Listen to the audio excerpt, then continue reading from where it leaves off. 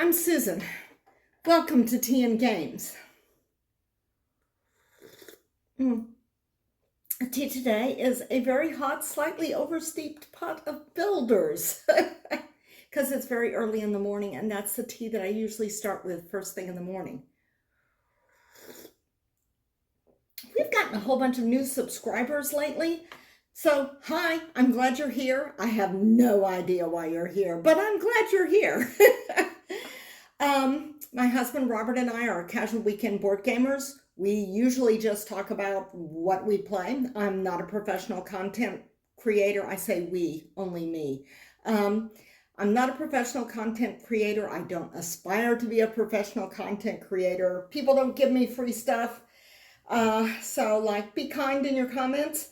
But today's going to be a little bit different because I have a bunch of small topics instead of one massive pile of games, though we will be talking about games because Robert and I kind of got our head handed to us in a game last weekend.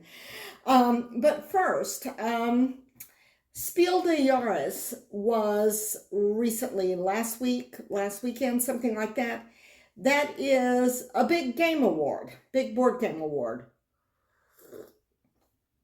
And I wanted to say a few words about it in general because people have this idea of Spiel as being this global sort of game of the year, the big award. And don't get me wrong, it's huge. It's really huge.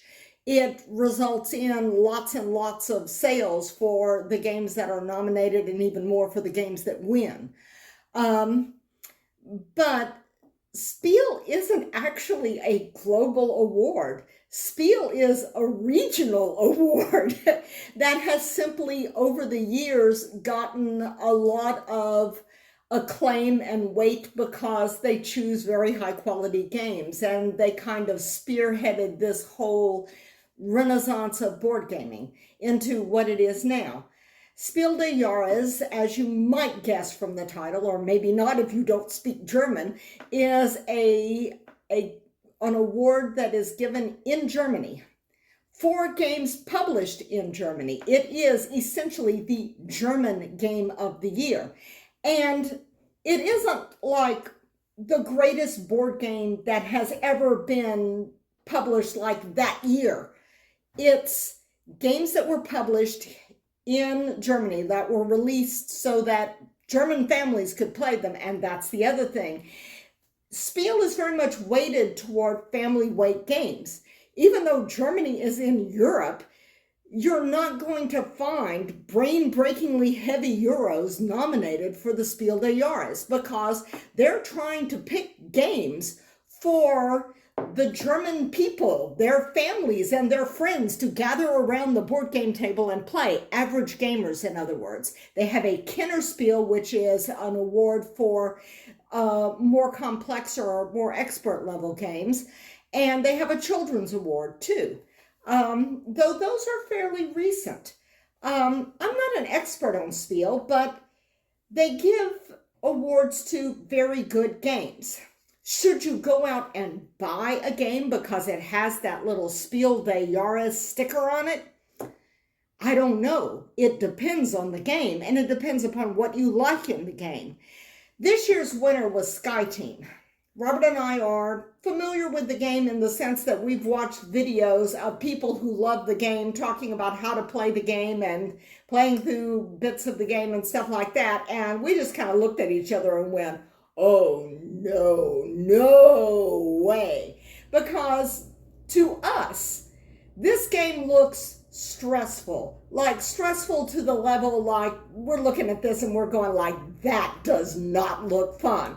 I can obviously see these people are having a lot of fun playing it. They are enjoying it. It is the kind of thing they like, but it is not the kind of thing we like. So, awards in general, they're kind of good in the sense that if you look at the winners, you can say these are probably solid games. But as to whether or not you should buy games because the games won awards, then it depends on the game.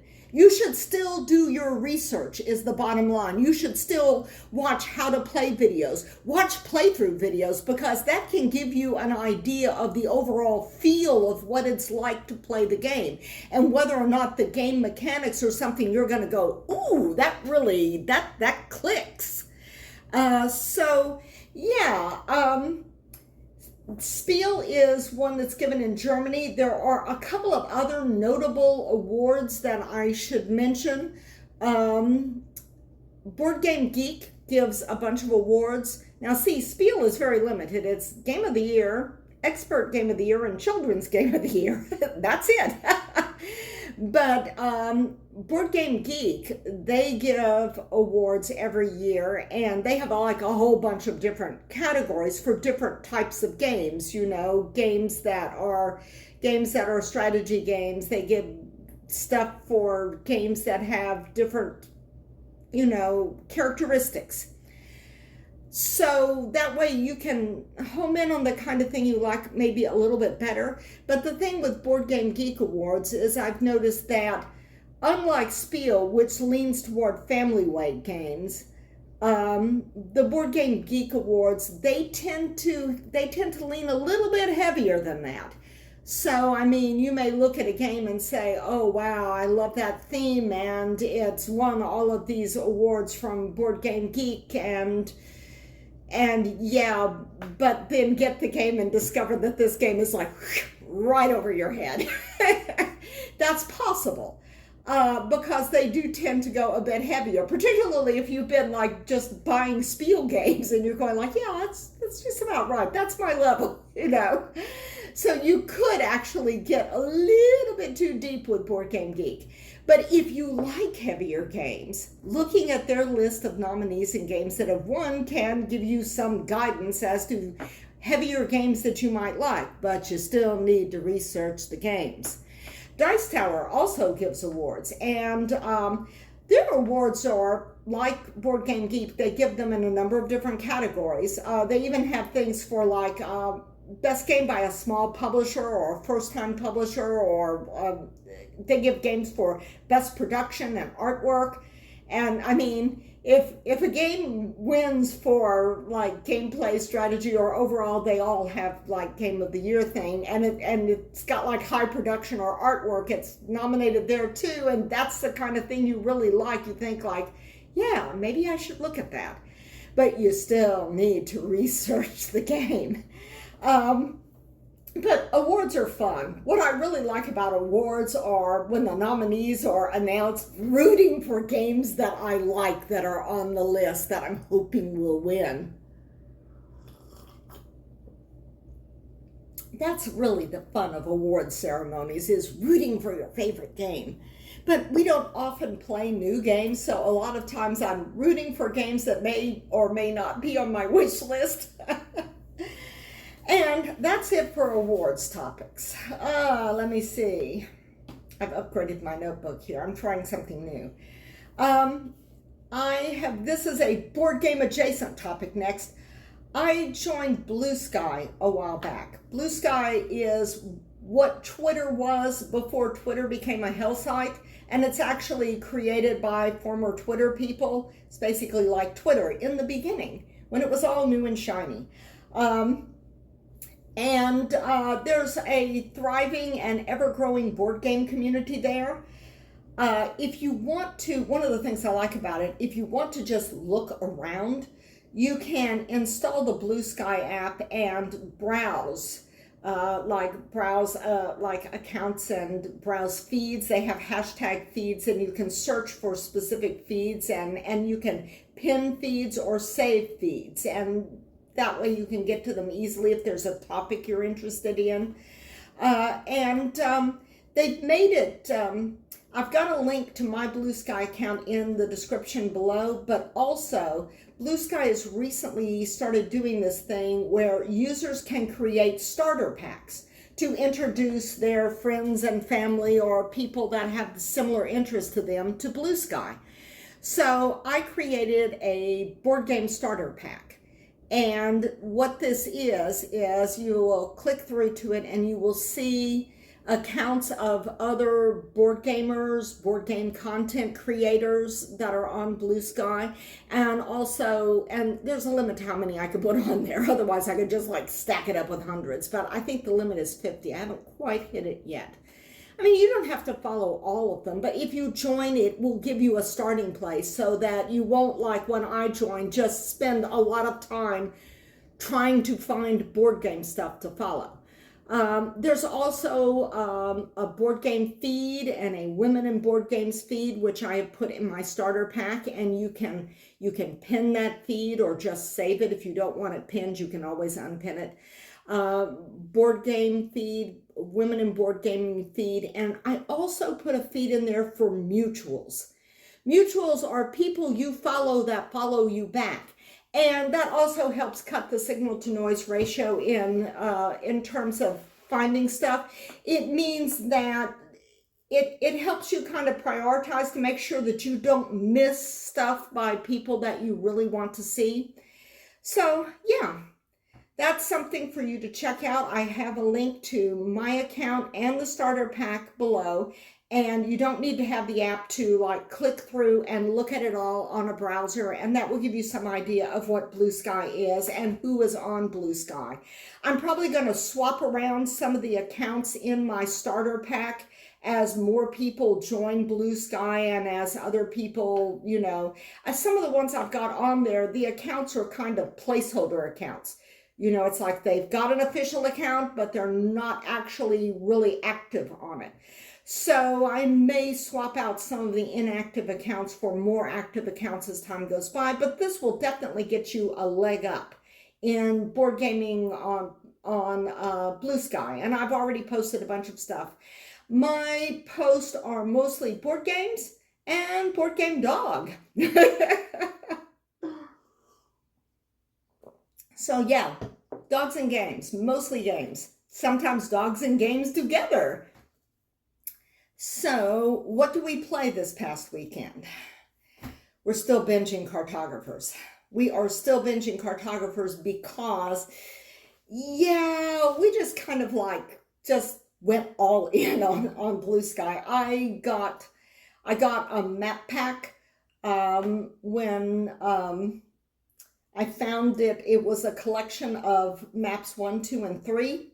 And when I say map pack, I mean it will give you a pad of paper because this is a flip and write game. So Robert wanted to try out the map pack this past weekend because there's 3 different maps. I got a collection of 3.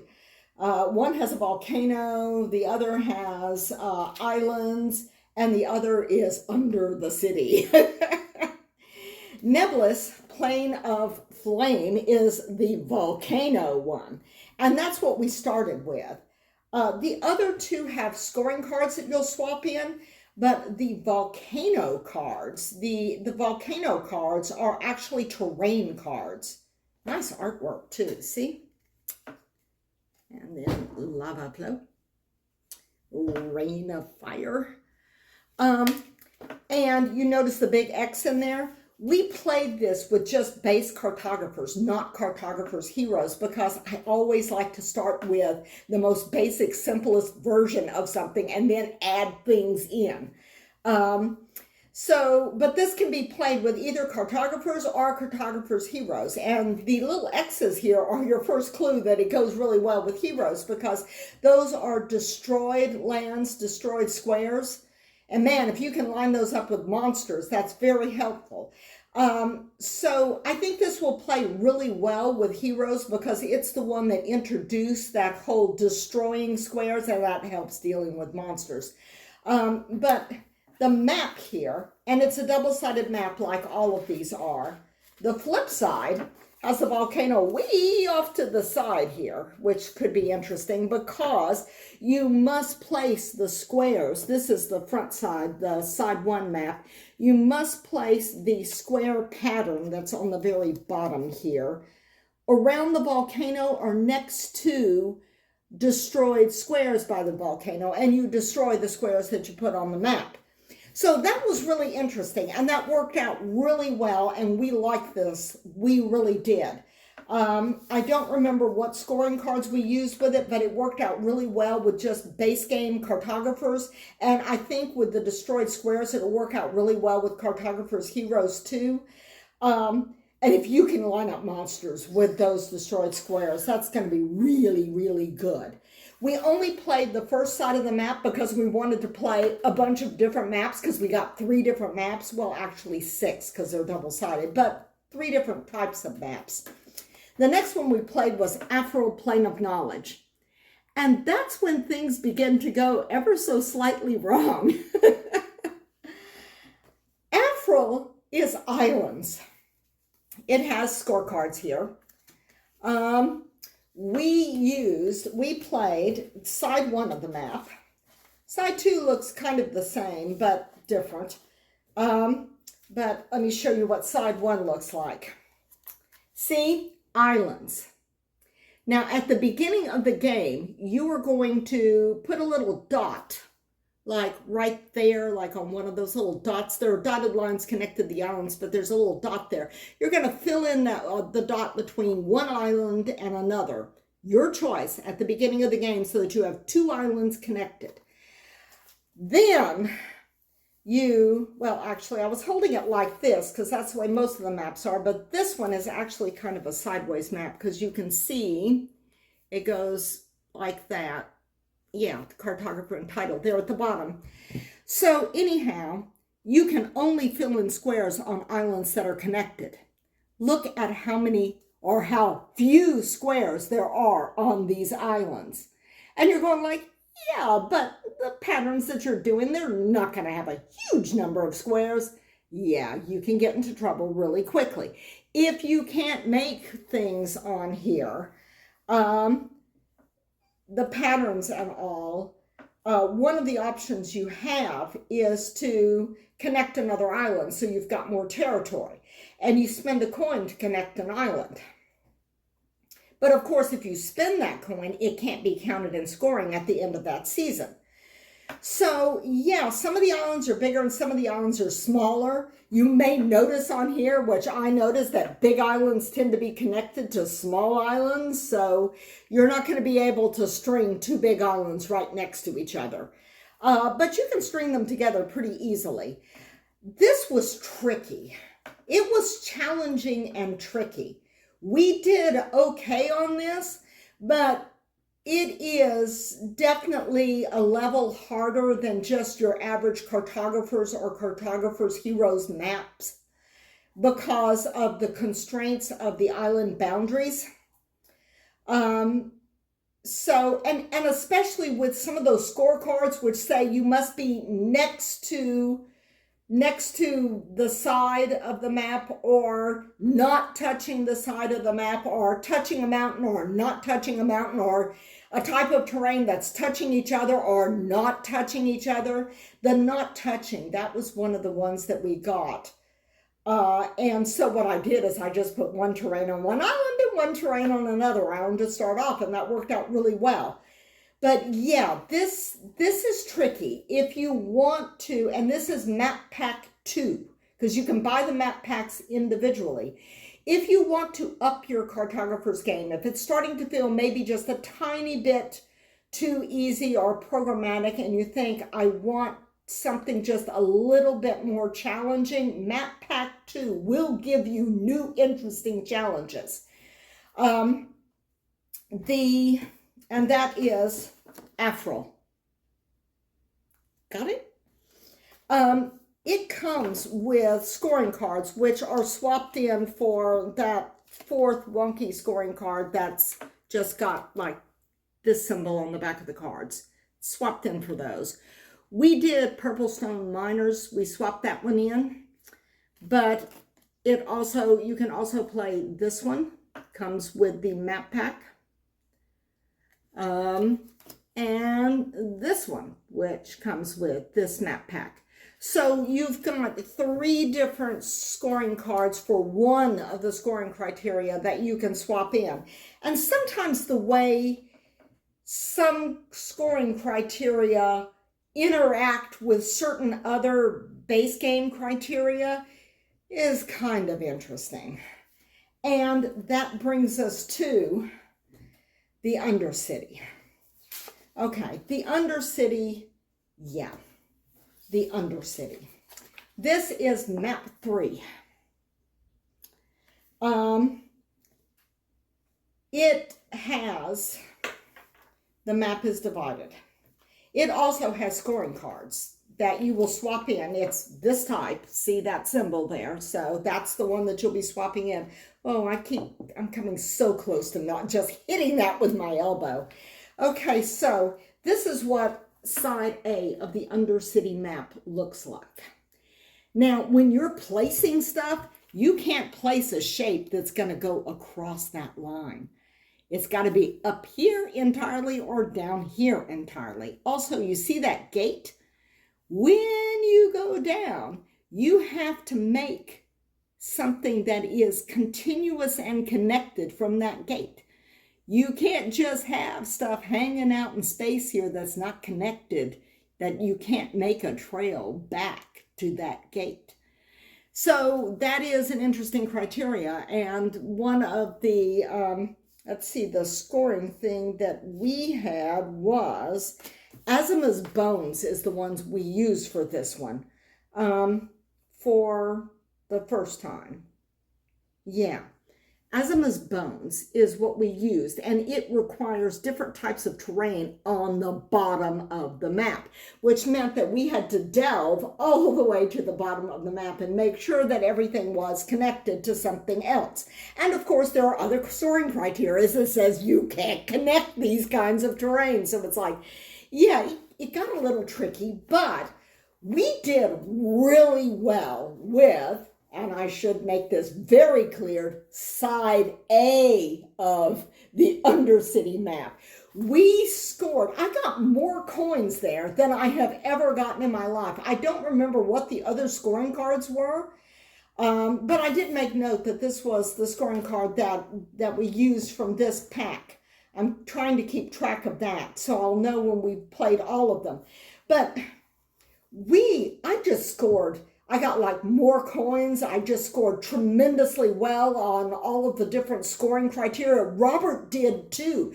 Both of us ended up with like really high scores. And this is base game cartographers.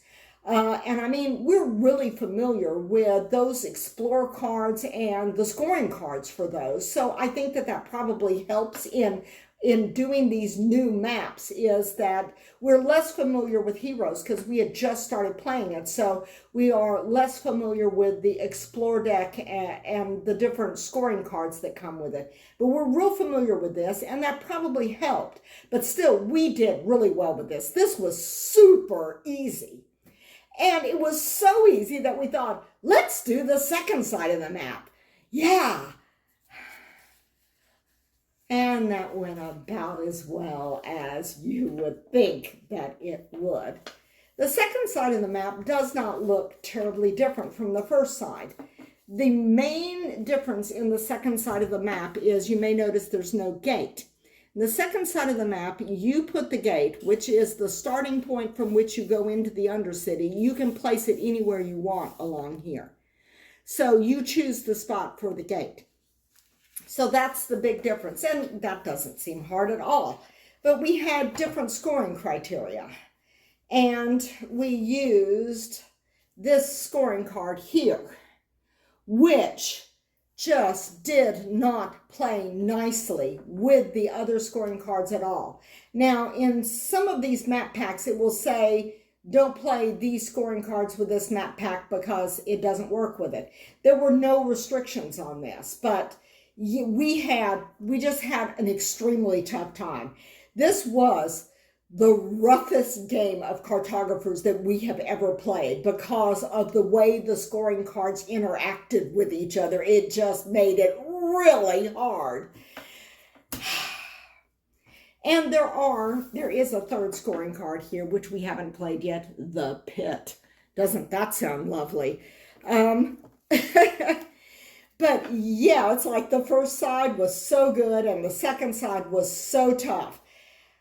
Yeah, cartographers, as of this weekend, it has stopped being a relaxing game, at least with the new maps. The new maps are harder than the regular maps, at least some of them are. I didn't find the Volcano particularly hard, but, and that's Map Pack 1, Nebblis. Map Pack 2, Affril with the islands, that's definitely more complicated in terms of doing stuff. Particularly, it depends on the scoring cards you're getting, but some of them are going to make this tougher. And those constraints of those boundaries, that's definitely tougher. But Undercity, if you get the right scoring cards, it can be super easy. And if you get the combination of scoring cards that is not a happy combination, it can be really tough. So yeah, by the end of Sunday, Cartographers was no longer a relaxing game. Because Robert and I are just sitting there, we're looking at our maps and I'm going like, wow, I cannot, there's no way I can do that scoring criteria at all. And this one, I'm just not going to, not in this round. And this one, I'm not going to be able to add anything to that. And he's going like, yeah, I've just totaled out everything on here. It's like, there's no way I can make that at all. And so we're looking at our maps and I'm going like, well, did you get anything for this one? And, and he's going like, yeah, but how many ruins do you have yet? Well, I've still got 2 ruins. So, it's like, and we're just talking about, we're basically comparing the ongoing disaster of our maps. So, yeah, it's like, there's no real player interaction in these kind of flip and write games, except for the fact that when you get ambush cards, and these map packs do not come with ambush cards. You will get 3 cards if you buy one of these extra map packs. They may be terrain cards, they may be scoring cards. But as far as I know, none of them have ambush cards in there, or as I call them, monster cards, or as Robert calls them, non-human interventionist. So anyhow, the non-human interventionist gave us quite a bit of problems on some of these maps, but they always do.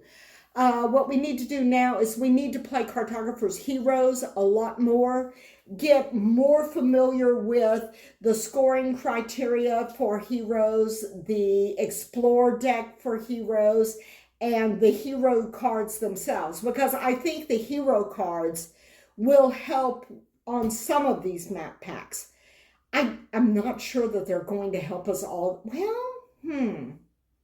I think actually, now that I think about it, they might work really well with islands because of the constraints. Because you could end up basically having to have monsters destroyed by heroes because the island is just so small. But, okay, I'm saying like these were really hard and we were like losing our minds on some of the scoring criteria. But the bottom line is we had fun. It's like, at the end of Sunday, after binging Cartographers and the new map packs and stuff at various times on the weekend, it's like at the end of the day, we're going like, I am so tired, but that was so good. So these are maps 1, 2, and 3. Take a look at them if you like Cartographers or Cartographers Heroes, because they do present some unique and interesting challenges, new scoring criteria, maybe new terrain, maybe new destroyed terrain. And I think they're going to be good to just kind of refresh our game occasionally, because you can mix heroes and cartographers, and you can use the map packs with heroes or cartographers or some combination of them. So the kind of infinite replayability of cartographers just keeps expanding. But yeah, we had a huge amount of fun with that. But it was a thing. Anyhow, I hope that y'all have been having fun playing games and that I haven't bored you too much with all those cartographers talk. We will move on to other games. I've got some Kickstarters that should be fulfilling, or GameFound. Is it Kickstarter or GameFound? I think it's Kickstarter that should be fulfilling soon. I've got a couple of small games coming in the mail that's been on my wish list. So yeah, there's going to be some new stuff coming up. We've still got our list of games we want to play this summer. which we've made progress on, but we're not quite there yet. So there will be more game stuff, more gamey stuff coming up in future videos, and I hope y'all will stick with me. It's been fun sitting around the table here talking with y'all, and I hope you've enjoyed it too. And I will see all of you next time round the table. Bye.